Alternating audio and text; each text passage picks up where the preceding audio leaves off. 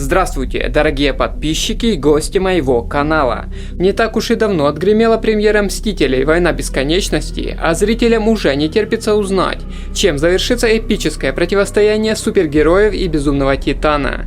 И пока фиолетовый злодей штурмует кинотеатры, чтобы собрать наконец-то $2 миллиарда кассовых сборов, в сети уже появилась первая информация о продолжении. Речь идет об официальном синопсисе, и звучит он примерно так. Кульминация 22 связанных между собой фильмов четвертой саги Мстителей покажет зрителям поворотный момент этого эпического приключения. Наши любимые герои поймут, насколько хрупка их реальность, и осознают, на какие жертвы им нужно будет пойти, чтобы ее защитить. Как-то не густо, конечно, однако некоторые считают, что синопсис подтверждает пару фанатских теорий. Во-первых, хрупкая реальность может означать путешествие во времени и пространстве, при помощи которых герои остановят Таноса. Во-вторых, жертвы символизируют вероятную гибель почти всего отряда Мстителей, включая Железного Человека и Капитана Америку. Об этом поподробней. Тема с путешествиями во времени ведь не родилась на ровном месте. К этому ведут множество тропинок, и вот, в сети появился якобы слитый сценарий будущего фильма. Утверждается, что источник тот же самый человек, который до выхода Войны Бесконечности опубликовал действительно правдивые спойлеры.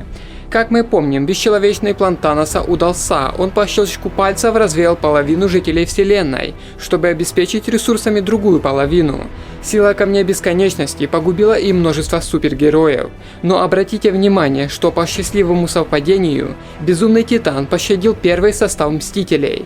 В каком-то смысле это даже символично, разбираться с этой проблемой будут те герои, с которого киновселенная началась. Итак, что же гласит этот якобы слитый сценарий? Железный Человек собирает Мстителей и объявляет, что они должны создать свою собственную перчатку бесконечности. Он считает, что это позволит отменить все, что сотворил Танос. Для этого Мстители обращаются к Человеку-муравью, который помогает им отправиться в квантовое измерение. Именно через квантовое измерение можно совершить путешествие сквозь пространство и время и отыскать камни бесконечности в различных временных периодах. Танос прознает о планах Мстителей и собирается их остановить. Самое важное то, что этот вариант подтверждает фото со съемок. К примеру, были замечены сцены, воссоздающие битву в Нью-Йорке из первой части Мстителей. Вроде как все подтверждается, однако тут возникает несколько вопросов. Там же можно было увидеть чемоданчик с наименованием Барф, или Морг по-нашему. Это устройство создал Старк. Помните, Морг был в начале фильма «Первый Мститель. Противостояние». Тони использовал его, чтобы воссоздать эпизод своего прошлого и еще раз увидеть родителей. Суть Морг в том, что оно способно воспроизводить воспоминания, оставившие наиболее тяжкий осадок. Получается, что эти фото могут быть простыми флешбэками, не более. Однако что тогда там делает Человек-муравей? Согласно одной из теорий, Тони доработал Морг, чтобы устройство позволяло не просто воспроизводить прошлое, а ненадолго отправиться туда. Или даже это будет некое взаимодействие Морг и возможностей Человека-муравья отправиться в квантовое измерение. А может, фото с Морг сделано и вовсе для отвлечения внимания фанатов, и этой технологии и вовсе не будет. Вы вспомните, чего только стоит трейлер Войны Бесконечности, из которого в фильм не попало множество интересных эпизодов. Marvel они такие, сделают все возможное, чтобы избежать утечек. Но суть от этого не меняется, именно путешествие во времени ключ к победе над Таносом. Окей, ладно, что дальше? Сообщается также, что в одной из сцен Кэп и Тор вступят в схватку с Таносом. Стоп, это интересно, потому что просто бомбит уже от бредовых комментариев по типу «Да Тор Таноса на раз-два укатает». Вот и посмотрим. В этом новом временном таймлайне Мьёльнир будет цел. Капитан будет сдерживать Таноса сколько сможет, чтобы другие смогли сбежать. И в итоге Безумный Титан его убивает. Не буду скрывать, жду и надеюсь, что студия все-таки избавится от такого бесполезного персонажа, как Капитан Америка. В другой сцене Соколиный Глаз должен будет защищать разработку Старка по воссозданию перчатки бесконечности от прислужников Таноса. Бартон сыграет ключевую роль в победе над Титаном. Кстати, Реннер был замечен на съемках в костюме, чем-то напоминающим одежду Ронина. Напомню, что это альтер-эго Клинта Бартона из комиксов. Отличие от Соколиного Глаза в костюме и оружии, лук он сменит на меч.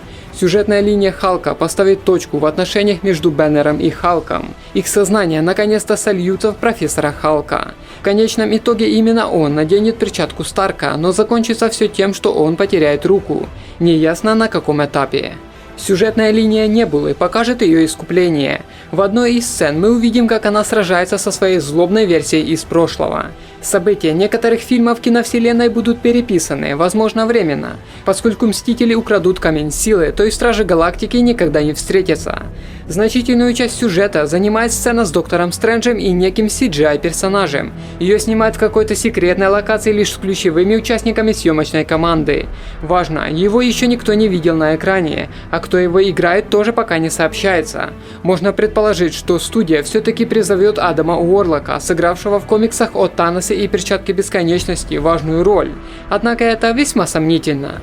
Сюжетная линия Тора покажет, как Бог Грома собирает армию, чтобы бросить вызов Таносу. В какой-то момент к Тору присоединяется Капитан Марвел. И вот о Мисс Марвел немножко поподробней. Хочу сразу извиниться, что в ролике о будущем фильме Капитан Марвел я ошибся, сказал, что она появится в третьей части Мстителей, а ее там не было. Видимо, из-за того, что львиная часть съемок третьей и четвертой части проходили вместе, трудно было определить, какие актеры в какой части появятся. Как вы помните, сцена после титра «Войны Бесконечности» дала нам ясно понять, что в четвертой части этот персонаж точно будет присутствовать. Однако где Мисс Марвел находилась во время третьей части, не ясно. Напомню, что по сюжету фильма «Капитан Марвел» пилот ВВС США Кэрол Денвер сталкивается с представителем инопланетной расы Крии. После инцидента ее генетический код смешивается с ДНК пришельца и дает Денвер способность летать, делает ее суперсильной и практически неуязвимой. После этого она оказывается втянута в войну между двумя враждебными галактическими империями – Кри и Скрулами. Возможно, этим объясняется ее отсутствие в такой тяжелый для Земли момент. Пользуясь, так сказать, эфирным временем, хочу добавить несколько новых деталей о фильме «Капитан Марвел». К примеру, из-за того, что события ленты будут разворачиваться в 90-х годах, в картине мы увидим несколько уже погибших персонажей, например, Колсона и Ронина. Второй принадлежит к расе Кри, и его появление вполне оправдано. Думаю, фильм получится вполне достойным. Вернувшись к Войне Бесконечности, есть небольшая вероятность, что Мисс Марвел будет обладать своей способностью из комиксов под названием «Космическое сознание». Если да, то она, например, легко может вернуть реальность к той точке, которой Танос еще даже не выковал Перчатку Бесконечности. Но это вряд ли, у всех и так бомбит от слов, что это будет самый сильный персонаж, а тут такое. Стоит также поговорить и в вполне достойных фанатских теориях и слухах. Как мы помним, Танос в попытке решить кризис перенаселения вселенной убил многих персонажей Марвел, уничтожил жителей Асгарда, задушил Локи, скинул с утеса Гамору, вырвал камень из лба Вижена, а затем щелкнул пальцами, и половина живых существ во вселенной просто испарилась. Однако многие считают, что именно последние вовсе не мертвы, а лишь попали в мир душ. Это так называемая карманная вселенная, связанная с камнем души. Туда попадают все, кто погибал от взаимодействия с ним или другими камнями. Соответственно, все, кто был стерт Таносом, могут оказаться там. Вполне вероятно, что у этих героев тоже будет своя линия в Мстителях 4. Возможно, именно там они будут искать способ, чтобы одолеть Таноса. Хотя в то, что стертые Таносом персонажи на самом деле умерли, думаю, не верит никто. Ведь у Человека-паука и Черной Пантеры впереди еще сиквелы. Третьи Стражи Галактики обещают на 2020. Да и с остальными все неоднозначно. К примеру, выяснилось, что Валькирия и Корг в итоге смогли спасти половину асгардцев, так что у Тора еще есть подданные. Гаморе, по словам Джеймса Ганна, отведена большая роль в Третьих Стражах. Погибший Вижен, скорее всего, снова оживет. Он неоднократно умирал в комиксах, а поскольку Бэннер говорил, что не только камень определяет его личность, думаю, Шури сможет собрать Вижена обратно. Локи и вовсе бог коварства, тоже есть вопросы. Хотя сам Хиддлстон не планирует возвращаться к роли Локи. Говорит, что с радостью бы примерял образ Капитана Британии или даже самого Галактуса. Да, кстати, на съемочной площадке Мстителей 4 был замечен Аарон Тейлор Джонсон, который ранее появлялся в Эре Альтрона. Официально Ртуть не был объявлен в ленте, однако у актера контракты на 5 фильмов. Всяко может быть. Много слухов ходит и о Капитане Америки и Железном Человеке. Контракт Криса Эванса заканчивается, да и сам он говорит, что лучше сойти с поезда до того, как тебя из него выкинут, и надеется, что до съемки четвертых Мстителей станут для него последними. А вот с Тони Старком все не так однозначно. Гвинет Пэлтроу как-то проболталась, что Пеппер и Тони спустя 10 лет поженились и родили ребенка. Именно о нем Пеппер хотела сказать Тони в начале картины.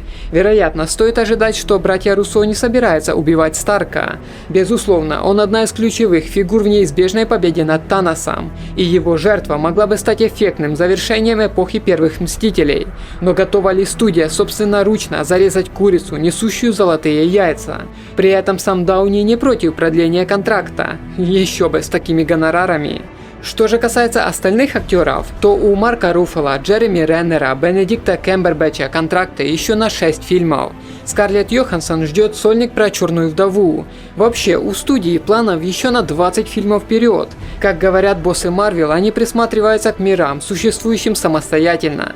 Как во времени, так и в пространстве, от всех миров, с которыми они уже сталкивались. Так что Мстители 4 это только начало чего-то еще более грандиозного. И погубить такое количество персонажей не представляется возможным. Стоит также добавить, что люди, работающие над фильмом, обещают, что Мстители 4 будет намного больше и лучше Войны Бесконечности. А я напомню, что лицезреть продолжение мы сможем уже 2 мая 2019 -го.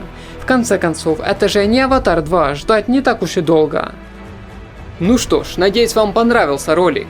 Подписывайтесь, ставьте лайки, делитесь интересными мыслями в комментариях. Мир вам и всего доброго!